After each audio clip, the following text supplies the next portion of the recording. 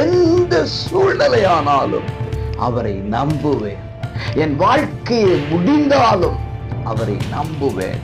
எல்லாம் என்னை விட்டு கடந்து போனாலும் அவரை நம்புவேன். அவர் மீது இருக்கிற விசுவாசம் குறையவே குறையாது.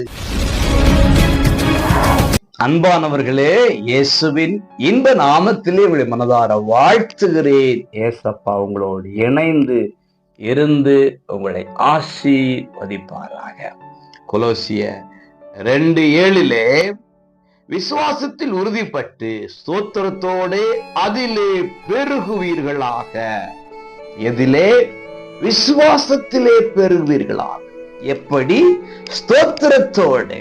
அப்போ நம்முடைய விசுவாசம் நாளுக்கு நாள் நாளுக்கு நாள் நாளுக்கு நாள் பெருகிக் கொண்டே இருக்க வேண்டும். எப்படி இருக்கிறோம் இன்னைக்கு?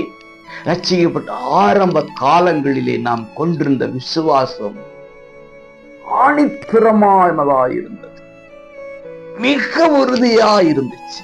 ஆனா காலங்கள் போக போக போக போக போக எப்படி இருக்கிறோம் இன்றைக்கு? குறைந்து இருக்கிறதா? அதிகரித்து கொண்டிருக்கிறதா? பெருகுகிறவர்களாக இருக்கிறோமா என்கிறதை யோசிக்க வேண்டும். அதற்கு தேவை ஸ்தோத்திரம். எல்லாவற்றுக்காக ஸ்தோத்திரம் செலுத்துங்க.